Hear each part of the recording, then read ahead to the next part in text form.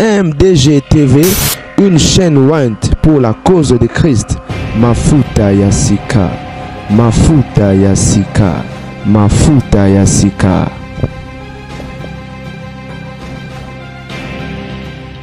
Moto ya MDG TV mafuta ya sika.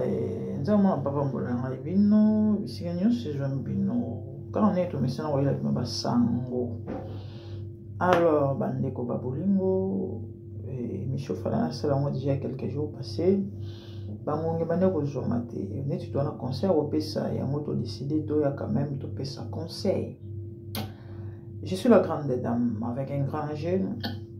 L'ami femme au savon. Et il y a quelques semaines passées, Zahir Ezika qui a wake Zongi. Elwanga Bali Bénédicte Kalingai qui est Elwanga. C'est un Congolais pasteur. Et que je ne peux pas rimer, ma finga et botamaki de gauche à droite pour la nini parce que moi avoir raison tout peut avoir cause des jalousie. Ah oui, Tata Wazaki célibataire, non divorcé, voilà. Azaki na moi si kala, mais simbaité pas boyana. Et tout en étant divorcé. Ameka peko proposer moi quelqu'un de oyo et aboutissant en côté et pendant azalaki nano divorcé sans femme et bato be balanda ye ndenge ezalaka kaka pasteur ba appréciaka ba sepelaka na ye misu pe bana kotiele motema bana kolula ye bande kotolala bato lamuka pasteur asali ya Yeshua abali madame bozomona ana kuma Bénédicte Kalingai. Alors, ici c'est la jalousie. Naba bana baso bazali ba makambo na ye avant Bénédicte. Naba o ba makambo imaginaire ou peut-être que na oyeba ba montemi ba bana kolula ye to ko linga ye. Ba botisela ye mama na milinga. Afinga mi na ndenge nyonso. Na ndenge nyonso. Gigolo, profiteur, opportuniste. Nana invité Bénédicte aza mwana millionnaire. Quand il y a Bénédicte Kalingai, c'est un gars congolais, hein, normal, c'est journaliste, hein, et puis c'est tout. Influenceuse, elle a abonné, plus de 5 millions d'abonnés à TikTok. Et puis voilà, donc, Aïbani, dans les réseaux sociaux, surtout dans TikTok, grâce à son fils Yohan, un enfant surdoué, un enfant très beau, un enfant très intelligent, et du coup, nous avons maman Yohan, donc, à Salapé, Azope gaz na sima ya mwana, oui. Et tellement qu'on l'a zala somme tozo émerger na mamna zo sala et souci tapeka ba jalousie. Il pas finga mina ninga usante ba bia za hypocrite, image op ces ya monté pourtant. C'est une personne de ce qu'elle au monde tête ko yoka to na buzo ba ona nini wa répondre wa zung rien. Ba finga raime azala ninga zala wana azu yati ya luba eloko to. Bino bika mukila on ninga zalelaka. Ce qui est vrai, bandeko, pas pasteur. Avant balama, pasteur, azala pina ba relation. Quand les autres c'est que nous simbate. Dans le loi décide à bali oya monia bala. Et du coup, et ce qui peut ba extrêmement certainement oui hein. Parce que nous n'avons pas mutagala na yo. Sur les amours de besoin d'intimité. Et que yezongi bandeko. Mutakala en téléchargement menace ya kobimisaka mutakala bimakake mutakala bimakaka mutakala bimaka nalandi live moko na TikTok je crois que c'est semaine passée bandeko live wani banaki tongo s'il vous plaît Tibutu sur couple oyo surtout sur papa pasteur balobi que non akosala bongo te azalaka ndumba kotu ndenge eza boye ba video ya mitakala ezali et moto abandosala émission lobi ke azala ba video déjà batindelaki ye donc bazozela ya balancer parce que maman ezala ndeni so ozaneti moto ya réseaux sociaux neti ngande na aboye bayebi ke non surtout na TikTok nanga YouTube bon YouTube ezara bon mais na TikTok ba ebike coach la grande a visibilité du coup surtout na sujet kuna en tout cas et raté cible été alors tout ça ni to bien coach la grande maman comme bon coach déjà bota to ça dossier moko on a coach par le but OK bo pesanga autant ba pesi autant et du coup coach pe aye so ça coach wa lenga mbongo topé ye azana besoin kara ke azui ya koka na ye chweke na ye ne ba konle ba bengango et puis aye asali posa motema ya mutu po azo benga ye et aoske na onde ngwana et indi etali etaza kuna te bon ba continuer de biso oyo to réfléchir à manda pour déjà moi je demande pas l'argent si on en a besoin là au passé et lo qu'on a ye to ni surtout ba bilo ezanete ba service entre dans ça non gratos mais ces derniers temps na lingi sauter parce que ba congolais ba trop ingrat la famille a ça ba vie de recherche na ba TikTok et ba to ba monana mais ba loba na ka merci à Pambe Suki wana mon temps j'ai investi et mon énergie et na suite am sous 1 heure de temps na lobeli parfois peu vidéo raté fona bandelango na annexer ba photo s'il faut et na sele mutu musala bandeko comme tu me merci Suki wana mana na orphelinat nyo boyebi na ba kongo wana et ba benga ngoni ba partenaire comme tel toi na bon peut-être on a profité na lancer message tio son de m'envoyer Hollanda ngai c'est pas dans la émission en tout cas merci au tam soro pese pese ro sunga ba orphelin pour na ngate mais pour na ba ticket nzambo zante au pambola yo et to me la vraiment paiement si je vous dis moi passer to fusi na loyauté parce que tous en a moi quelques partenaires à Moko mais malheureusement va réagir je sais pas pourquoi quand les comme Moko on doit payer une contribution en Angleterre bah tout sur la Tigali rien bah pessim bon côté tout me go rappeler rien donc les gens les photos bêta moto to futa biso Moko et dans un lancé appel sur mon partenaire on a biso to singara. So mon gros fait plus gloire à Dieu mais minimum $10 chaque fin à mois tout fait nombre surtout attention à combien les partenaires permettre de tout ça mon salon malheureusement on a plus ou moins 5 partenaires au bazar fidèle mais dommage que moi passé quand tout le monde a ici ouais quand tout le monde a ici et donc la famille soutenez-nous Dieu vous bénira et ça parenthèse en passant donc tout ça on a tout vraiment battu to sungara batu to zo suya ba orphelinat ba no to za famille te to ebi ba origine na bango te mais le fait que ba souffrir to zo tang ça ba en place to zo ko boko la bango to zo laisser bango donc c'est vraiment quelque chose ya ko support ya ko sunga ko betela maboko voilà et biso moi personnellement si on a besoin d'aide, oh maman a un problème, oh l'excellent message dans salon gratuit, dans salon bon côté. Ba coaching est belé, na ba TikTok ou na ba tout belé, bazo ko acquérir connaissance, bazo bénéficier, mais à ta merci ils allaient rater coach, qui nous sort de ça là, moi 20 € en ils allaient rater. Et du coup, ba coach est belé, hein, ba comment côté ka ba coaching na bango, ils ont raison, hein. Parce que connaissance c'est un pouvoir. Moi j'ai investi mon temps, n'attends par exemple, et on a ça la recherche sur le ressort le pacala, na somi tam sous livre, na se déplacer na keneta sous collège, na foutu bon on apprendre sexologie et autres, mais na pesio connaissance là qui n'est longue mais du coup tu ne me soutiens pas, c'est quand même méchant on a le bagi. Ba ma monsieur dans le sens sous gratuité, na obana ko fouti c'est un mot qui vous en a besoin. Alors ba continuer de biso ba si je n'étais pas lolinga boy oh non continuer des aboy non peut son bon publier mutakala songo non je ne le ferai pas parce que c'est nuire à une personne et du coup nous avons le couleur c'est pela na tembo ngo na ngoli yango na place ici ça m'a passé au accélérant mes combats na osango te et maintenant ça va vidéo balobi mutakala ya papa pasteur en téléchargement ngana kana pesa conseil que bomoni ba membre mutakala au réseau avancer communauté te OK. Pour les gens qui croient qu'ils sont au public par exemple, au Nouirier ou encore, je ne sais pas, au Célicier Valère, topé, et ça dans le BRR. eza ba erreur. Moi je dirais na bato oyo ta mususu odo alingaka yo alangaki yo libala esimba nango te, ça fait partie de la vie. Ba relation nyonso te abotisaka wana ya liboso soki kakosaki yo akokosa parce que mibali bayeba basi yo baobala mobala yeba mwasi nini akobala aobima na 3-4 filles ayebi ke Bénédicte nini akobala bala mosusu na oleka juste nzela. Vengeance na rétribution ezala ya Nzambe. On a yebi ezaki tout ce qu'un homme aura semé de la Bible le moissonnera. Donc on a profité na bandeko bozala na habitude kosaka na bana basi olingi fi wana oyebi kobala no yete wana mwasi na ndako tozala mwasi mosusu okontaka te naleke kaka omateli et puis après osundoli yebaki ba conséquences ezali nana ba témoignage ebele mais vite na on peut sa témoignage moko ya na frère mon frère en Christ na poto frère wana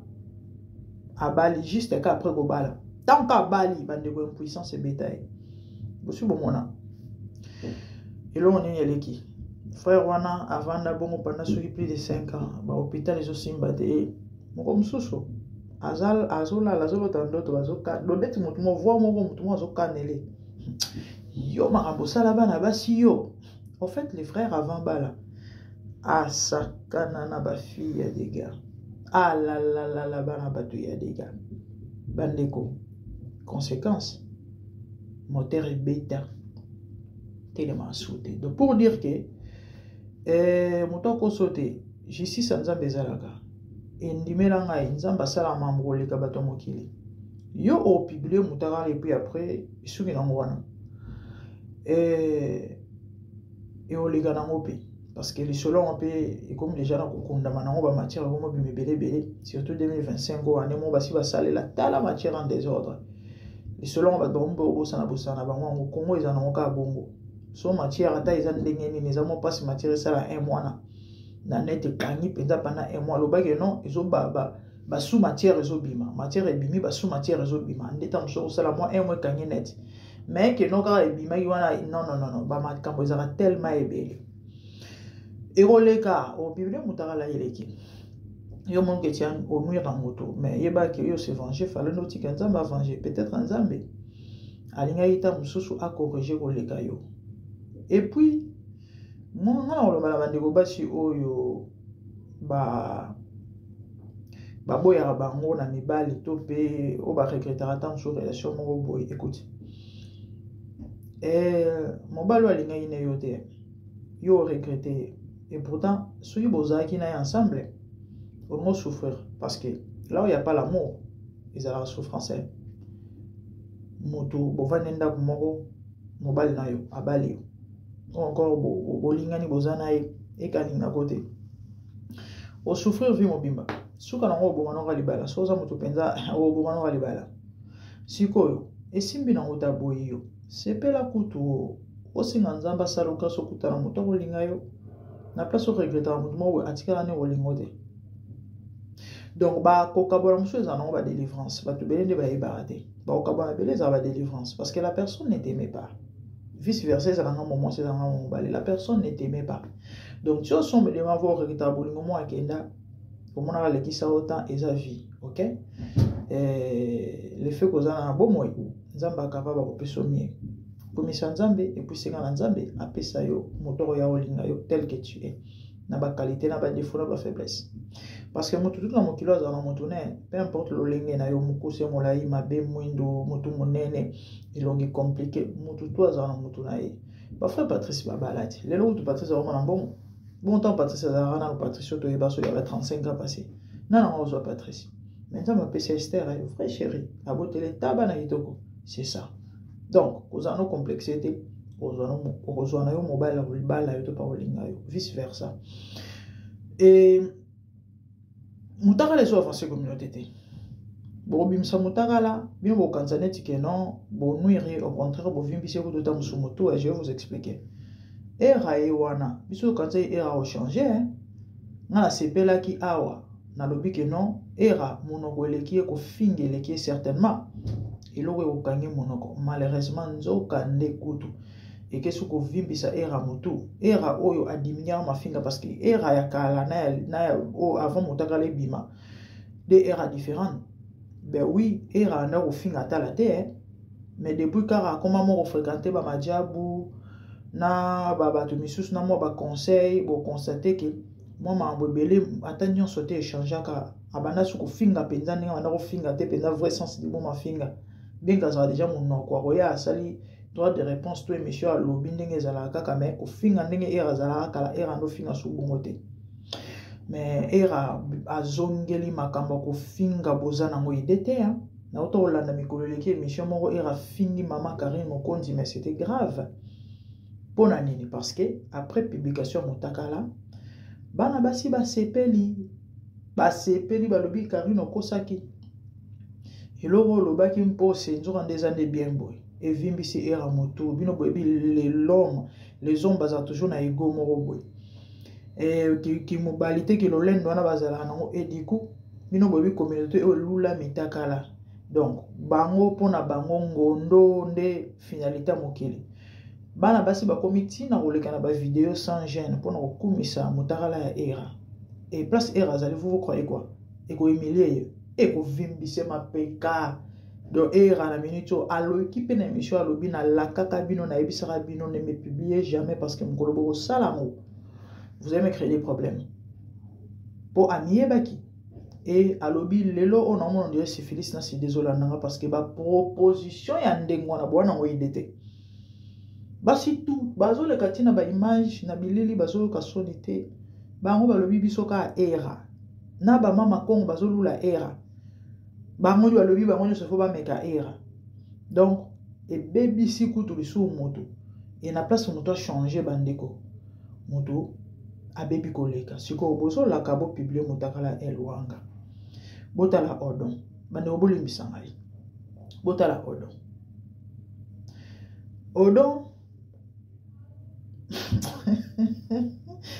voilà la côte à pétage la famille supportait moi odo batin papa pimboma bota bambebo odo na papa pimboma ndenge moko veut dire mino rose donc motu rose odo anzale ki ya Blaise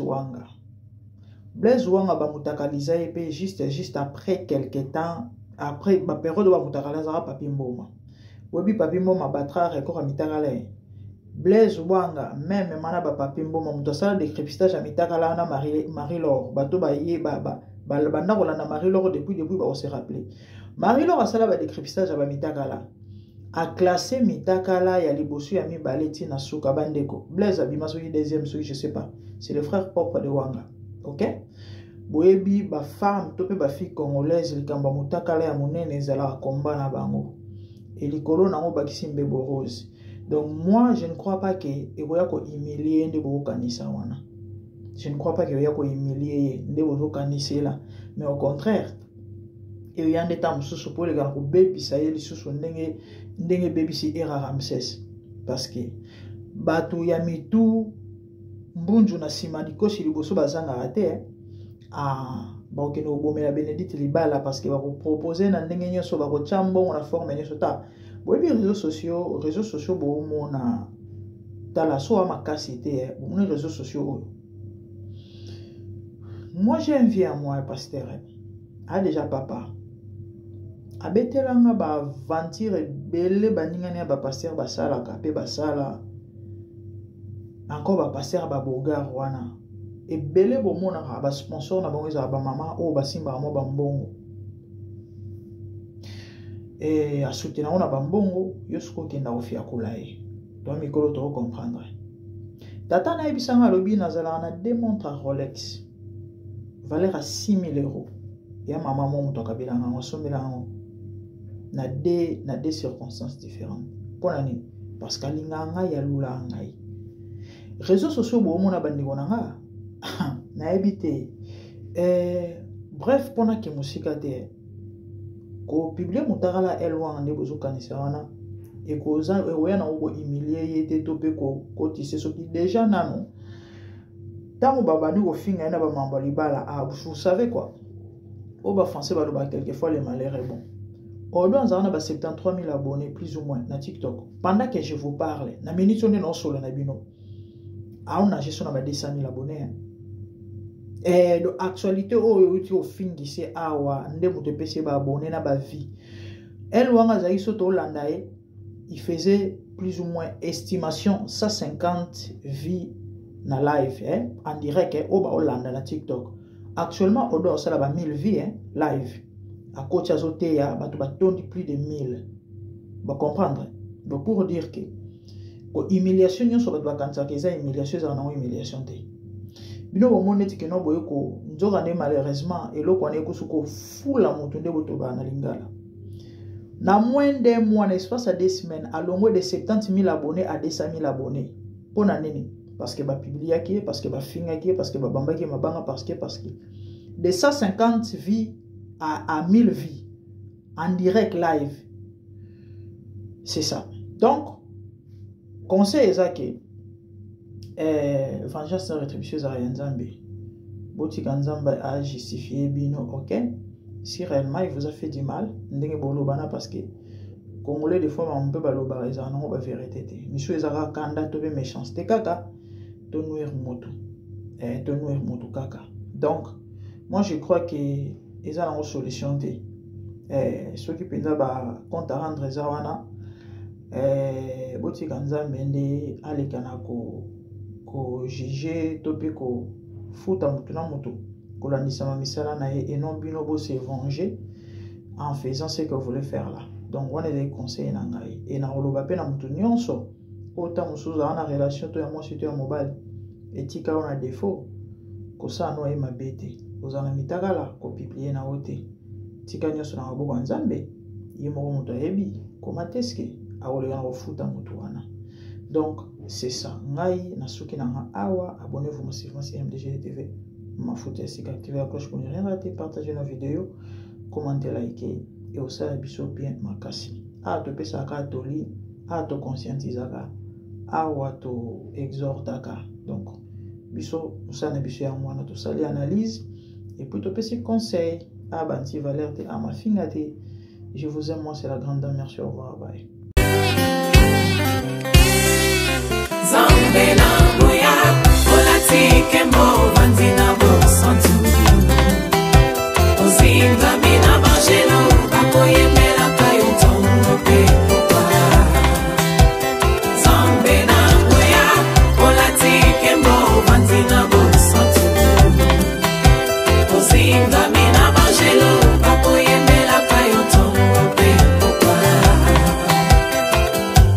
MDG TV, une chaîne ointe pour la cause de Christ. Mafuta ya sika, mafuta ya sika, mafuta ya sika.